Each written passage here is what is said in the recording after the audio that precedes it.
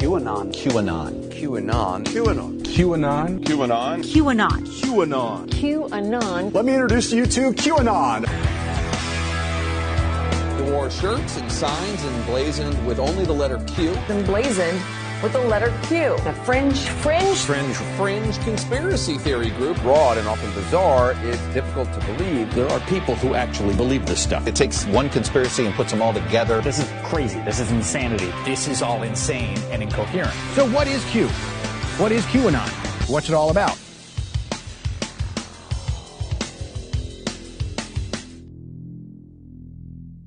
Looking for a fast way to track what's moving online right now? Head over to Qnotables.com. It's a centralized index of notable clips, headlines, and references being shared across the community, organized for quick browsing. Use it to spot patterns, pull links, and build your own research list. Qnotables.com. Browse the notables, verify the facts, stay informed.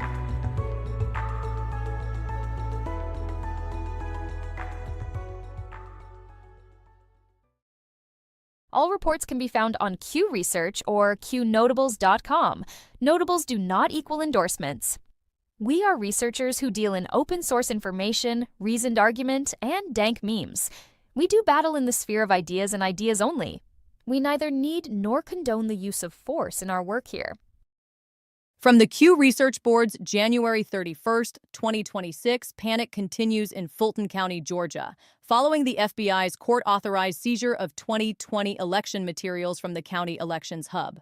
The warrant remained sealed, but ballots and records were taken, triggering concern among local officials and state lawmakers. County leaders say they were not fully informed about what federal agents removed, calling the operation alarming and disruptive. Confusion and anxiety inside county offices continue as officials wait to learn whether the search signals a broader criminal investigation. Legal experts note federal law requires strict preservation of election records, and the silence surrounding the warrant is fueling unease.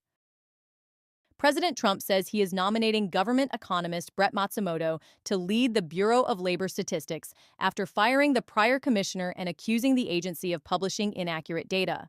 The BLS produces employment and inflation reports closely watched by markets and policymakers. Matsumoto's nomination now heads to the Senate, where debate is expected to focus on credibility and independence of federal economic statistics. Former CNN host Don Lemon has been arrested and federally charged in connection with an anti-IC protest that disrupted a church service in Minnesota.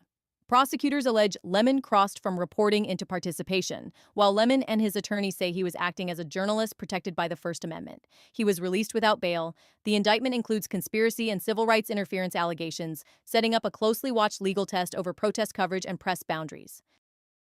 The Department of Homeland Security and ICE are rapidly expanding detention and processing capacity by purchasing large industrial warehouses across multiple states. One confirmed example includes a $70 million purchase in Surprise, Arizona, with additional sites identified through deed records in states such as Maryland.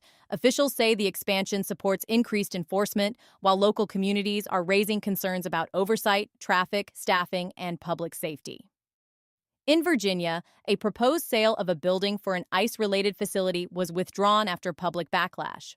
Local reporting says the deal was pulled amid concerns over safety, traffic, and proximity to residential neighborhoods. The reversal highlights growing community resistance to large-scale detention infrastructure projects.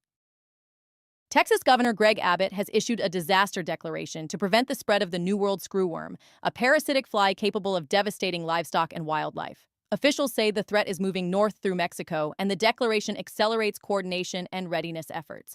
Agriculture authorities warn early detection and rapid response are critical if the parasite reaches U.S. herds.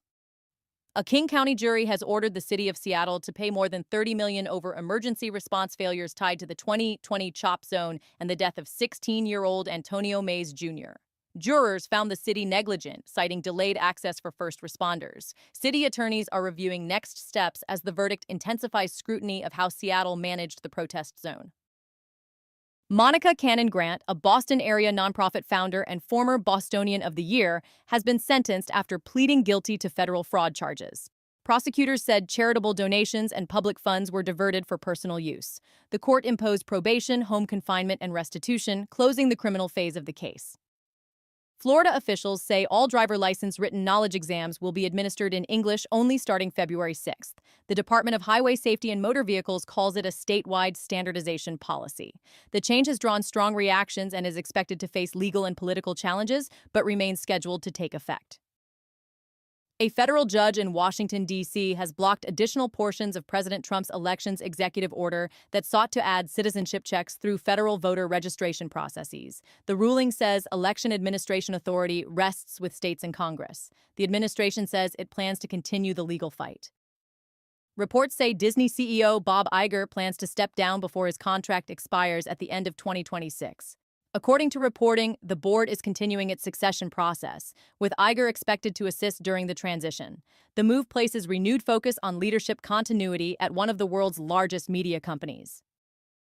President Trump has signed an executive order launching the Freedom 250 Grand Prix of Washington, D.C., a first-ever IndyCar street race planned as part of America's 250th anniversary celebrations.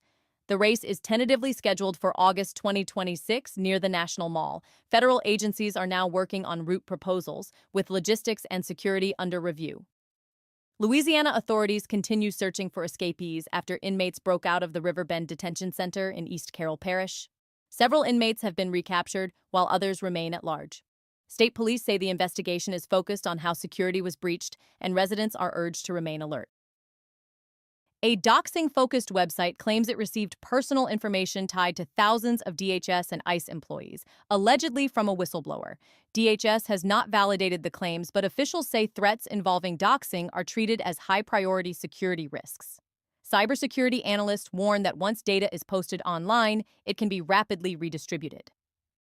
The Senate Intelligence Committee is demanding briefings and documentation related to reviews ordered by Director of National Intelligence Tulsi Gabbard into past government activity.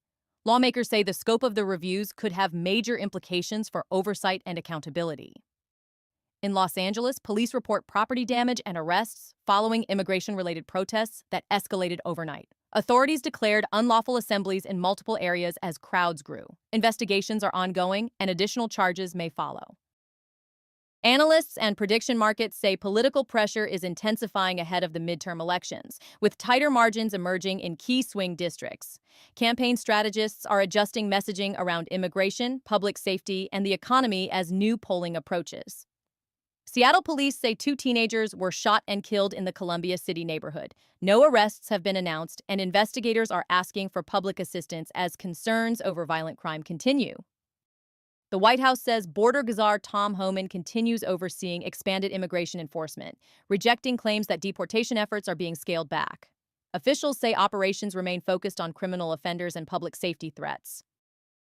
Senior economic advisor Kevin Hassett says the Federal Reserve is behind the curve on inflation and growth, arguing delayed policy adjustments have increased volatility. Fed officials maintain their decisions are data-driven and focused on long-term stability. UK Prime Minister Keir Starmer is facing domestic criticism after announcing expanded economic cooperation with China. Supporters cite trade benefits, while critics warn of national security risks. The British government says engagement will remain conditional and clear-eyed.